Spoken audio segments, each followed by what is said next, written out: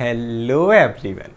तो ये है हमारे स्ट्रक्चर ऑफ स्केलेटल मसल का चौथा वीडियो। इससे पहले हमने 3 वीडियो कवर किए थे, जिसमें फर्स्ट में हमने देखा था पूरा स्ट्रक्चर कि किस तरीके से स्केलेटल मसल का फॉर्मेशन हुआ था।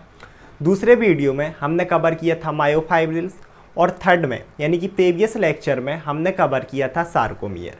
इस वीडियो में हम कवर करेंगे सार्कोटिब्यूलर system.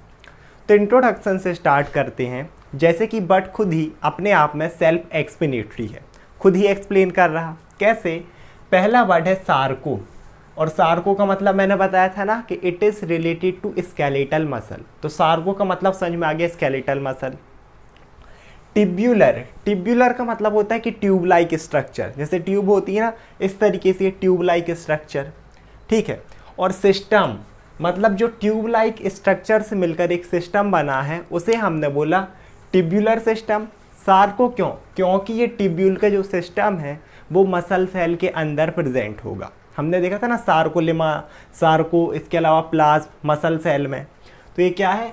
It is the systems of tubules like structure in the sarcoplasm of muscle cell, muscle cell के सार्कोप्लाज्म यानी कि साइटोप्लाज्म में। इसके अलावा made up of mainly 2 type of tubule. कितने टिब्यूल से मिलकर बनता है? मेनली 2 टाइप के। आप टिब्यूल्स बोल लो या फिर स्ट्रक्चर बोल लो। एक रहेगा आपका टी टिब्यूल और एक रहेगा एल टिब्यूल। टी टिब्यूल से स्टार्ट करते हैं, ठीक है। अगर ये जो मैंने एक डायग्राम बनाया है ना, ये पूरी है एक लार्ज पूरी मसल सेल, ठीक है। इसके बाद यहाँ पर हम देखें तो जो इस तरीके से ये है ना, ये है आपका टी टिब्यूल्स। ये ब्लैक कलर में जो यहाँ से लेके यहाँ तक ही आया है ना, ये है आपका टी टिब्यूल्स, ये वाला। इसे हमने क्या बोला है? T tubule. और ये जो बहुत सारे हैं ना, 1 2 3 4, ये जो आपको दिख रहे हैं ब्लू कलर में, ये होते हैं हमारे एल टिब्यूल्स, है ना। इसको डिस्कस करते हैं। पहली चीज, हमने टी टिब्यूल्स क्यों बोला? टी टिब्यूल इसलिए बोला क्योंकि it is the transverse tubules, है ना। ट्रांसवर्स आप समझते हो ना, जो इस तरीके से हो, जैसे ट्रांसवर्स प्लेन होता है, किस तरीके से हमने देखा ये ट्रांसवर्स होगा। लेकिन अब इस डायग्राम में तो आप लोग बोलोगे कि सर आप बोल रहे हैं ट्रांसवर्स मतलब इस तरीके से, ये तो लॉन्जिट्यूडनल हमें दिख रहा ऊपर से नीचे। लेकिन जब इस मसल को आप लोग, अब क्योंकि देखो मसल ऐसे में है ना लॉन्जिट्यूडनल, अगर मैं इसको मसल को सीधा रख दूं इस तरीके से, अगर मैं इस मसल को इस तरीके से सीधा कर दूं तो ये टिब्यूल्स कैसा आ जाएगा? कुछ इस तरीके से टिब्यूल आ जाएगा, ये इस तरीके से टिब्यूल हो जाएगा, ट्रांसवर्स में आ जाएगा अगर मैं इसको सीधा कर दूं। तो ये है ट्रांसवर्स टिब्यूल्स, इसीलिए हमने से क्या बोला? T tubule. इसके अलावा form by invagination of the cell membrane. Cell membrane कौन? Cell membrane sarcolemma. ये मसल सेल की कवरिंग होगी, जिसे हम क्या बोलते हैं? सार्कोलेमा। ये रही सार्कोलेमा।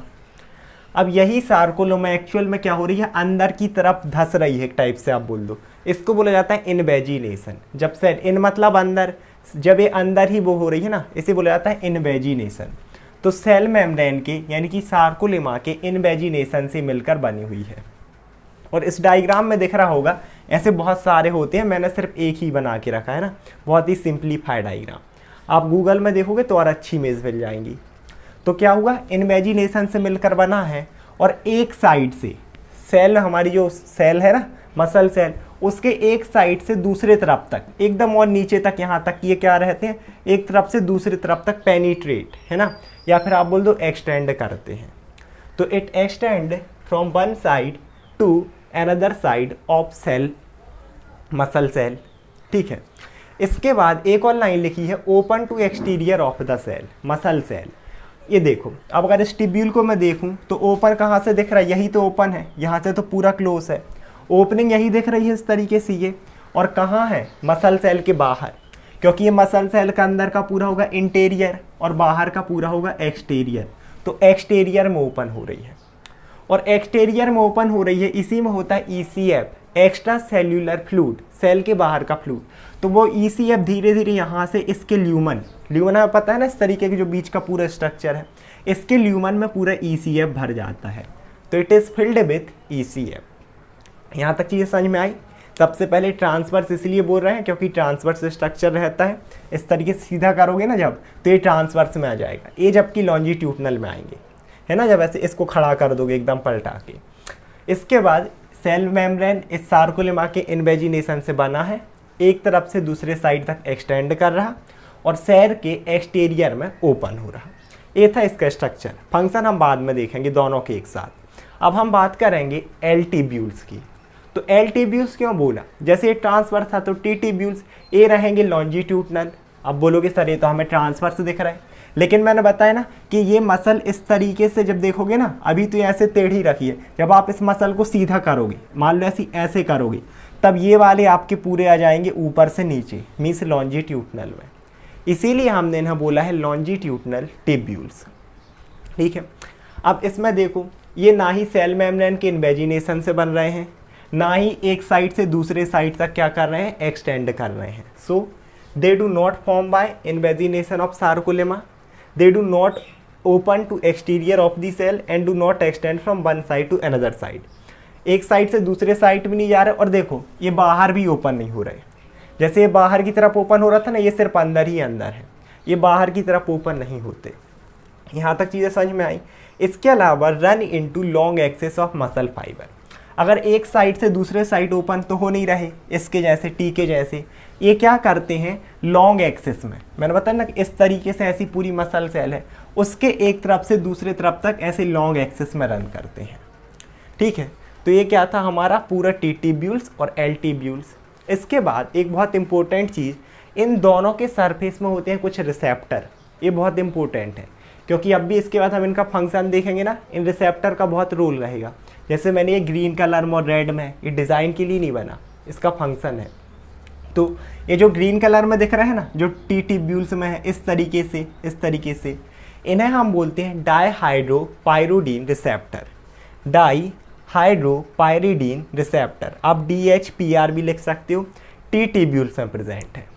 और जो एल टिब्यूल्स में प्रेजेंट है, दीज आर राइनोडिन। इस तरीके से रिसेप्टर है ना रेड में, ये एल टिब्यूल्स में, इसे हम राइनोडिन बोलते हैं। ठीक है, अच्छा एक और इम्पोर्टेंट चीज़, ये तो एल टिब्यूल्स है, एल टिब्यूल्स को हम एक चीज़ और बोलते हैं, दैट इज सार्कोप्लाज्मिक रेटिकुलम। आप इसी को क्या बोल सकते हो, सार्कोप्लाज्मिक रेटिकुलम। जैसा हमारा एंडोप्लाज्मिक रेटिकुलम होता है ना, ये उसी के जैसे स्ट्रक्चर होते हैं, तो इन्हें हमने बोला सार्कोप्लाज्मिक रेटिकुलम। और इसका जो एंड पोर्शन है ना, इस तरीके से जो ये चौड़ा आपको पोर्शन दिख रहा, इस तरीके से यहाँ पर एंड में, इस तरीके से यहाँ पर एंड में, यहाँ पर एंड में, ये जो पोर्शन है ना, ये पूरा चौड़ा, इस चीज़ को बोला जाता है सिस्टर्नी। इसे हम क्या बोलते हैं, सिस्टर्नी। ठीक है, तो अब एक चीज़ देखना, एक्चुअल में आप इसी को देखोगे ना, तो यही है हमारा सार्कोटिब्यूलर सिस्टम। मेनली इतना बस, यहाँ से अगर हम देख लें कि जो यहाँ पर एक टी टिब्यूल्स हो गया और ये सिस्टर्नी से मिलकर ये पूरा होगा सार्कोटिब्यूलर सिस्टम।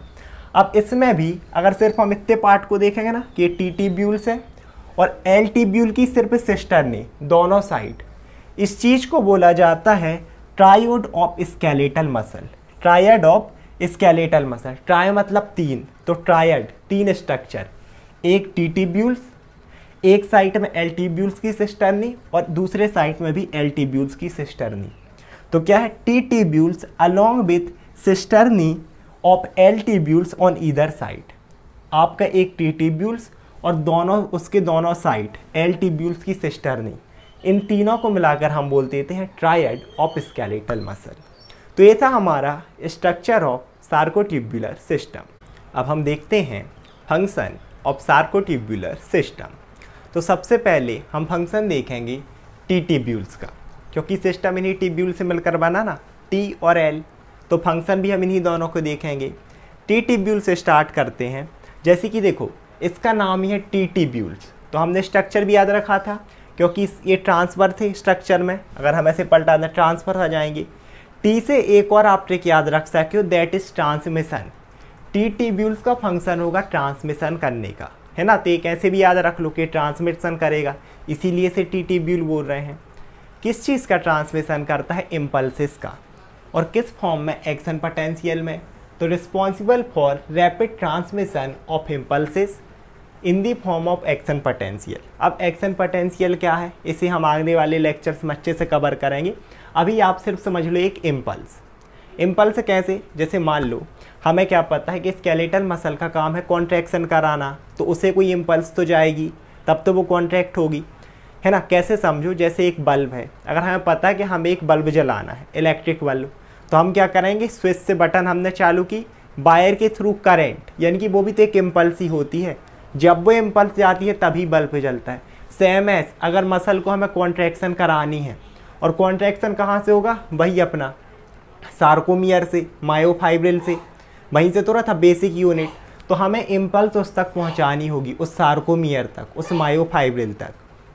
तो ये वही ट्रांसमिशन करवाता है, कहाँ से कहाँ तक, फ्रॉम सार्कोलेमा टू मायोफाइब्रिल्स। इस सार्कोलेमा से कहाँ तक, मायोफाइब्रिल। मायोफाइब्रिल यहीं पर प्रेजेंट होंगे इनके आसपास, जहाँ आपके टी ट्यूब्यूल्स हैं, एल ट्यूब्यूल्स हैं, ठीक है। तो देखो क्या हुआ, जब भी कोई एक स्टिमुलस अप्लाई हुआ है ना, क्या हुआ कि जैसे ही कोई भी एक मसल स्टिमुलेटेड, कि मसल स्टिमुलेटेड हुई है ना, कि मान लो यहाँ पर अपन ने क्या दिया, एक स्टिमुलेशन, एक स्टिमुलस दिया। स्टिमुलस क्या होता है, स्टिमुलेशन क्या है, ये चीज़ हम आगे डिटेल में पढ़ेंगे, इसीलिए मैं अभी इनको ज़्यादा नहीं बताऊँगा। सिर्फ ये समझ लो कि इस तरीके से हमने क्या किया, एक स्टिमुलस यहाँ पर अप्लाई किया इस तरीके से, जैसे ही तो ये क्या होगी, मसल स्टिमुलेट हो जाएगी, मीन्स एक्टिवेट हो जाएगी। जैसे ये एक्टिवेट होगी, पर्टिकुलरली जिस रीजन में हमने स्टिमुलस दिया है ना, उतने रीजन में डेवलप हो जाता है एक्शन पोटेंशियल। कैसे डेवलप होता है, ये सारी चीज़ें आने वाले लेक्चर में पढ़ेंगे। अभी सिर्फ क्या समझो, एक्शन पोटेंशियल इतने रीजन में डेवलप हो गया सार्कोलेमा में, इतने रीजन में। अब वो जो एक्शन पोटेंशियल है धीरे धीरे करके इस साइट भी पूरी सार्कोलेमा में स्प्रेड हो जाता है। तो when muscle is stimulated, action potential is develop in sarcolemma and spread through it, मतलब पूरे जो सार्कोलेमा है उसमें स्प्रेड हो जाएगा। अब अगर हम देखें कि भाई मान लो एक्शन पोटेंशियल आपका यहाँ आ गया, ठीक है, यहाँ आ गया, इस तरीके सब में जाएगा, यहाँ पर भी जाएगा पूरी कवरिंग में जो ये है। अब इसी की कॉन्टिन्यूएशन है सार्कोलेमा की, इसी के इन्वेजिनेशन से बना टी ट्यूब्यूल। तो जो इम्पल्सेस हैं, जो एक्शन पोटेंशियल है, आप इम्पल्स एक्शन पोटेंशियल जो बोलना चाहो, वो इस टी ट्यूब्यूल में आते आते सीधा पहुंच जाएगा अंदर, यानी कि सेल के इंटीरियर में, इस तरीके से, इस कवरिंग से। यहाँ तक समझ में आया। तो it passes through T tubules, T tubule से पास होती हुई कहाँ, सेल के इंटीरियर, अंदर साइड पहुँच जाएगा। और जैसे ही इसमें जाएगा टी ट्यूब्यूल में, मैंने बताया था कुछ रिसेप्टर हैं, डाईहाइड्रोपायरोडीन, ये जो ग्रीन कलर में है, ये क्या करते हैं, इस एक्शन पोटेंशियल को रिसीव कर लेते हैं। मतलब इन्हें पता चल गया कि हमें इसको मायोफाइब्रिल तक भेजना है, ठीक है। इनने इसको रिसीव किया। अब जैसे ये रिसीव करेंगे, यहाँ तक था टी ट्यूब्यूल का फंक्शन, है ना, इनका स्टिमुलेशन हुआ, इनने रिसीव किया। अब फंक्शन आएगा आपके एल ट्यूब्यूल का, क्योंकि इसका काम यहाँ पर लगभग खत्म। अब ये यहाँ क्या कर देंगे, स्टिमुलेट होने के बाद इस एक्शन पोटेंशियल को एल ट्यूब्यूल्स के पास भेज देंगे। यहाँ से कहाँ भेज देंगे, एल ट्यूब्यूल के पास। अब एल ट्यूब्यूल्स क्या करते हैं, पहली चीज़ कि एल ट्यूब्यूल्स में प्रेजेंट होते हैं बहुत सारे कैल्शियम आयन, लार्ज अमाउंट में, इसमें बहुत सारे। वैसे भी हमने देखा था ना, एंडोप्लाज्मिक रेटिकुलम, वही तो है ये भी सार्कोप्लाज्मिक रेटिकुलम, वो कैल्शियम स्टोर करके रखता ही है, ठीक है। तो क्या हुआ कि it have large amount of calcium ion. अब क्या होगा कि when action potential reaches cisternae of L tubules, ये देखो यहाँ तक एक्शन पोटेंशियल आ गया था, इन रिसेप्टर तक, इनने कहाँ ट्रांसमिट कर दिए, एल ट्यूब्यूल में। और एल ट्यूब्यूल में भी कहाँ करेंगे, सिस्टर्नी में, इस तरीके से। ये बड़ा लार्ज पोर्शन है सिस्टर्नी। इस सिस्टर्नी में जैसे ही एक्शन पोटेंशियल आएगा, अब इसे कौन रिसेप्टर रिसीव करेंगे, राइनोडिन, ये जो रेड कलर में है, ये रिसीव कर लेंगे। यहाँ से जो एक्शन पोटेंशियल जाएगा तो ये रिसीव करेगा, यहाँ से तो ये रिसीव करेगा, तो इनका स्टिमुलेशन होगा राइनोडिन रिसेप्टर का।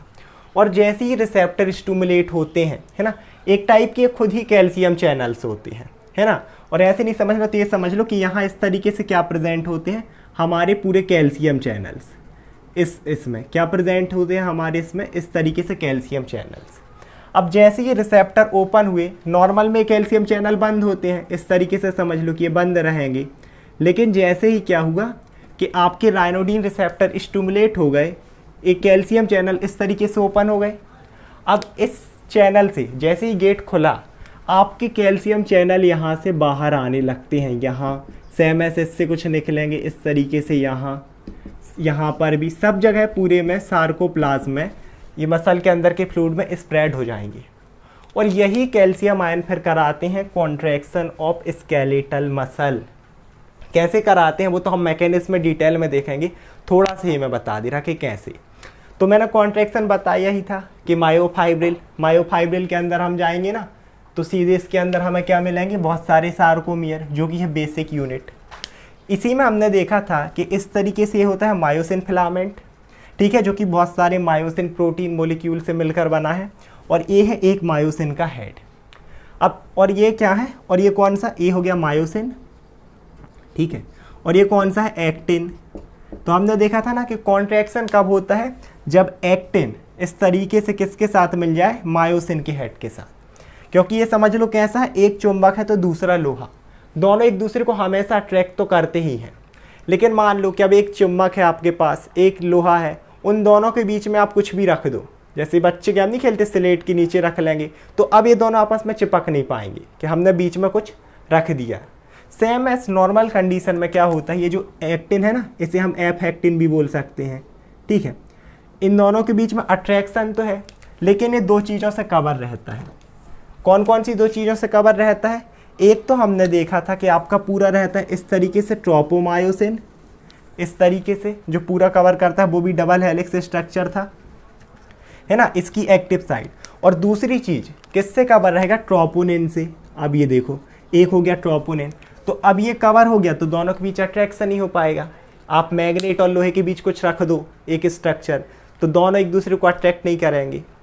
अब लेकिन क्या हुआ कि जैसे ही कैल्शियम आयन रिलीज हुए थे, हमने क्या देखा था, इस ट्रोपोनिन में 3 यूनिट थी इस तरीके से, एक कैल्शियम के लिए थी, एक ट्रोपोमायोसिन के लिए थी, एक खुद इस एक्टिन के लिए थी, है ना, जिसे हमने आई करके लिखा था। अब जैसे ही कैल्शियम यहाँ पर रिलीज हो गया, मान लो, है ना, हमने देखा कि ये मान लो कैल्शियम आ गया, कैल्शियम सीधे आपके इस ट्रोपोनिन से, ठीक है, ये जो हमारा ट्रोपोनिन है ना, ये ट्रोपोनिन इसकी कैल्शियम यूनिट के साथ बाइंड होता है, इस तरीके से आके यहाँ पर कैल्शियम बन जाएगा। और जैसे ही कैल्शियम आएगा ना, फिर क्या होते हैं, बहुत सारे चेंजेस, कन्फर्मेशनल चेंजेस। कन्फर्मेशनल मतलब समझ लो स्ट्रक्चर में, मतलब आपका अब ये जो है ना, जो इस तरीके से हमने क्या देखा था, ये ग्रीन वाला ट्रोपोमायोसिन और ये हो गए मायोसिन, ये दोनों यहाँ से अलग हो जाते हैं। किसके ऊपर से अलग हो जाएंगे, आपके एफ एक्टिन की एक्टिव साइड से। और जैसे ही अब ये एक्टिन, क्योंकि यहाँ पर अब रिलीज हो गया है, अब फिर से मैग्नेट और लोहा है, हमने दोनों के बीच से जो चीज़ थी उसे अलग कर दिया, दोनों आपस में चिपक जाएंगे। सेम एस ये दोनों आपस में चिपक जाते हैं और कॉन्ट्रैक्शन हो जाता है। तो ये है रोल ऑफ कैल्शियम आयन। जब हम इसके कॉन्ट्रैक्शन का मैकेनिज्म देखेंगे ना, एक्साइटेशन, कॉन्ट्रैक्शन, कपलिंग, तब इस चीज़ को हम वहाँ पे भी देखेंगे। और ये चीज़ आप लोग यहाँ समझ ली ना, तो बहुत अच्छे से आगे हमें चीज़ें समझ में आएंगी और चीज़ें क्लियर भी होंगी। आई होप आप लोग को वीडियो समझ में आया होगा। Thank you so much everyone.